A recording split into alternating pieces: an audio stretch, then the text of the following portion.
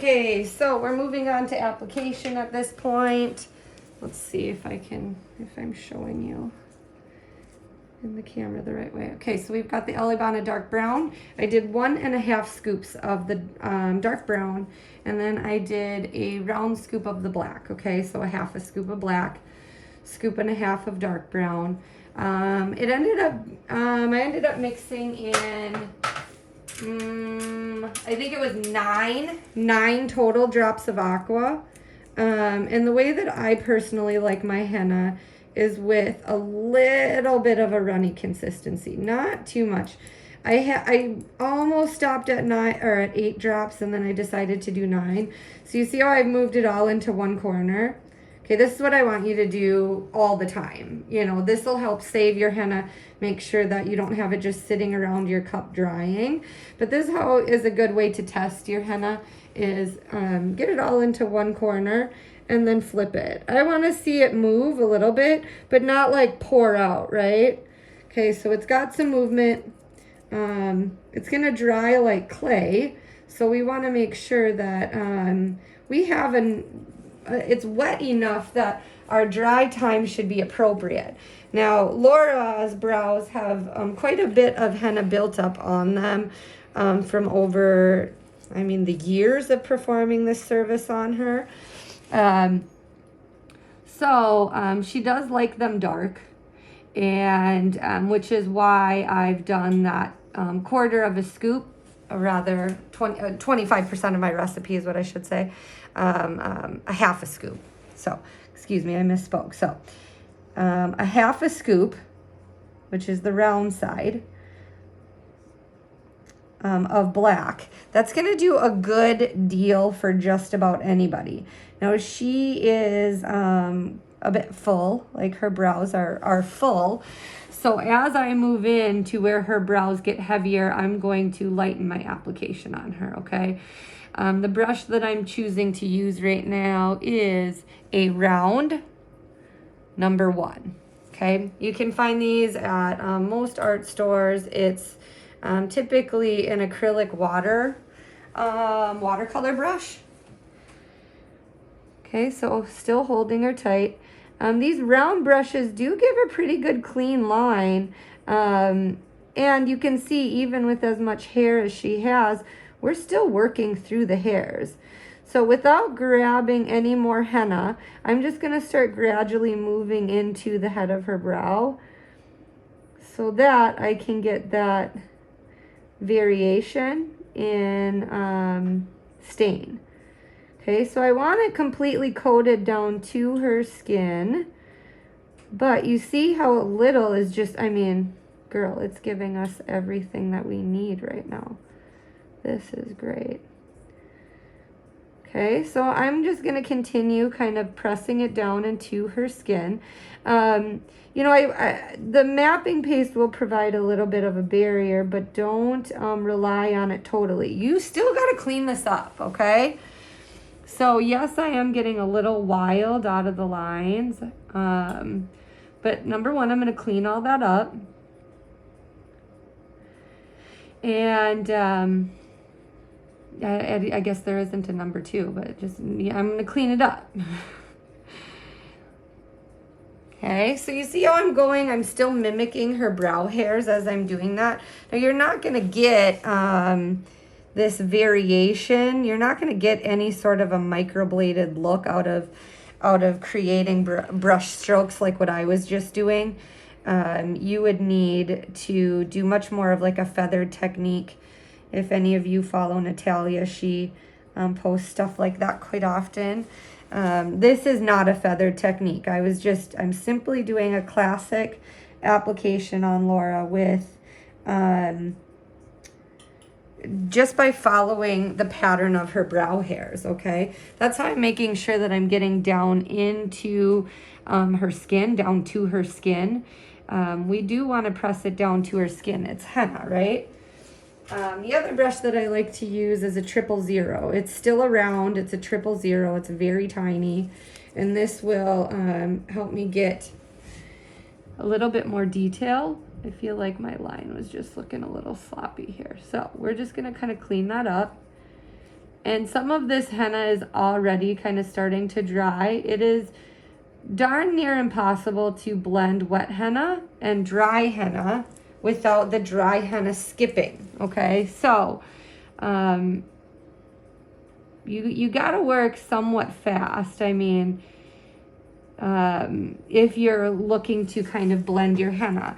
Again, another reason why I recommend getting really good artist brushes, because you are kind of working somewhat quickly. You don't want to be wasting time just having to clean up your work because you got, you know, not the best brushes that you're working with. Don't get me wrong, like what comes in the Elleebana kit is what I was doing henna with for over a year, until I did an advanced private training with Natalia.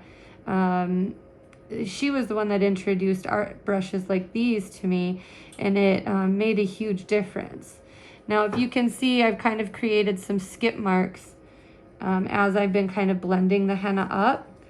So I'm just going to dab a tiny bit more. I like a nice strong line on the bottom of the brow. And we know that Laura likes a nice strong brow everywhere, so I'm sure she's smiling under this mask and or rolling her eyes at me, but just saying. So know your client, know what they want. I mean, I'll give her nice strong brow, but I have to agree that at least it's done well, right? Quality work. All right. So I like to do one good coat over one brow and then move on to the second. I used to work kind of mirror image, and when I say that, I mean I would do tail, and you know, it just felt a little too chaotic. I prefer doing it this way.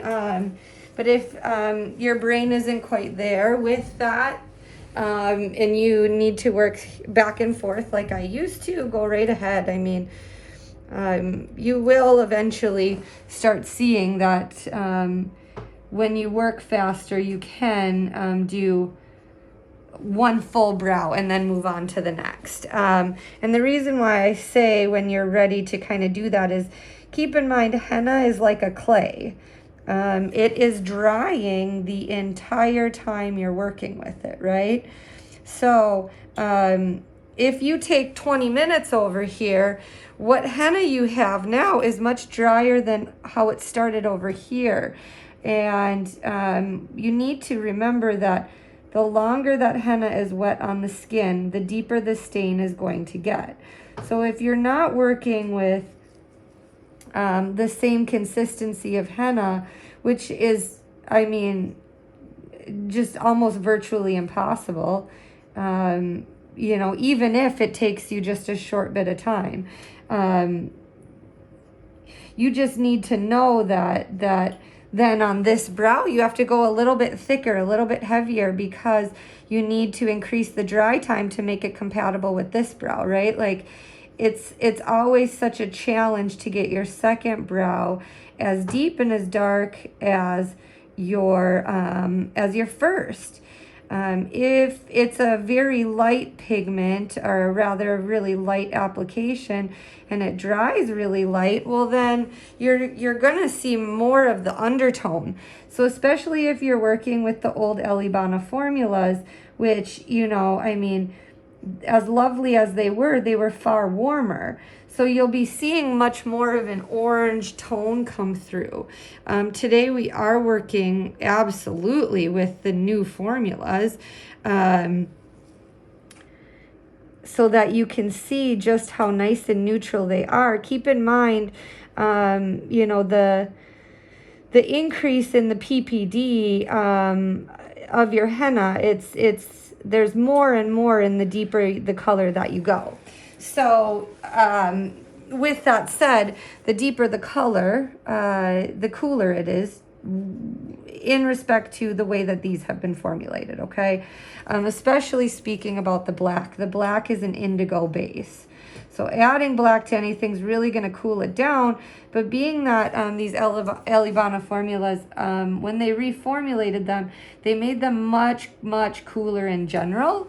So really that sprinkle of black that kind of used to be my trademark is no longer. It's just not at all necessary. You know, the reason why we're adding black for Laura today is because we know that we like it that deep on her, okay?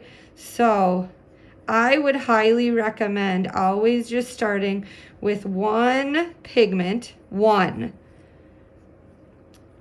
before deciding to add black to anything. If they pull warm, let's say you do dark brown on them and they pull warm, bump your color choice down. You bump your base color down to the natural brown. Add, if it were me, like 10% black, so like half of a round scoop of black. That's going to bump up your color to more of a dark brown, but the use of the indigo in it is going to keep it much cooler, okay? I've even done clients that I'm trying to get a dark brown on by using a blonde base, by doing 50-50 or even 25% blonde, or rather, excuse me, 25% black, 75% blonde. So let me just say that super clearly, because I was clearly all over the place here. 25% black, 75% blonde can create a really nice, super de-duper neutral dark brown. Feel free and play around with that one. You'll get a good stain. I mean, with 25% black in anything is a lot with these new formulas. It's a very deep indigo.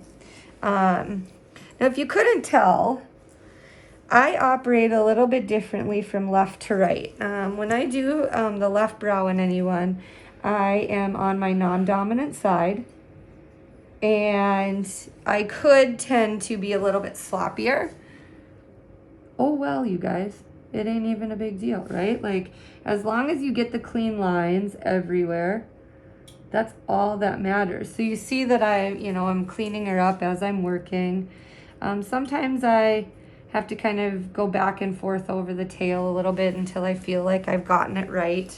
I do like this line down the side of the face to have a little bit of a curve to it. And I don't want this line to be super straight, otherwise it looks kind of caved in on her. So I might have just pushed it out a little further than I wanted, but because of doing that, then I can clean it up and get that clean line that I want, right? Boom. Check your work over the top.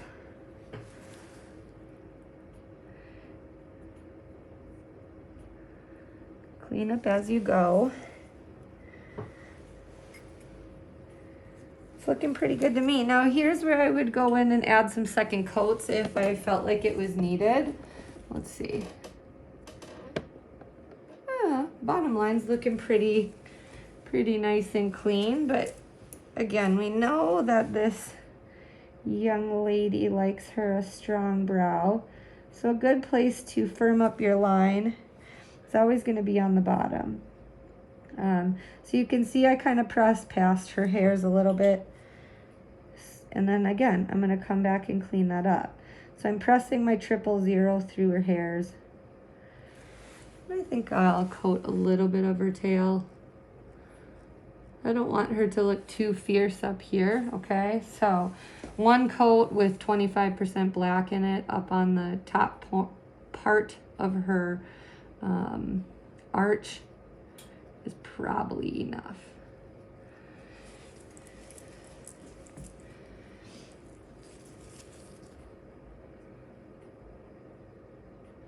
When you're working with henna that's been dried for a while, get your brush wet again, dab it off, and then get in there and clean. When you are dealing with a client that is as full as Laura, it can be hard to work through all of those hairs to get your clean lines. You still should not be waxing them while it's drying, okay? Or rather, you're not going to be waxing them before you tint them, right? Like if she's super full and furry and you want to cut yourself a little bit of a break, you are not waxing her before you apply henna. That could be a very dramatic reaction, and I do not approve of that. So I will be waxing her while the henna is drying, which is, you know, two things. Against the Elleebana protocol. But the best way for you to maximize your time. Now you could do, you know, some pressure points right here. If you provide another service that this client is taking on that day, you could maybe do some of that and then come back and do your henna removal. The henna needs to be completely dry to be removed. But it can sit on a little bit longer. So if I decide that we're going to provide some other services, this is going to end up sitting for 45 minutes. I mean, honestly, it's okay. I mean, I wouldn't want her to leave with it on. I wouldn't want to leave it on for like hours because, again, there's PPD in this, and we are using 25% on her today. So that is a bit of a, you know, an amount that I want to express caution while using. But I mean, we're doing it within safe parameters, and we're going to take it off when it's dry or soon thereafter. So her risk of reaction is rather low. Okay, so I'm going to stop this part of the video, and then we'll be doing the waxing next in a separate video.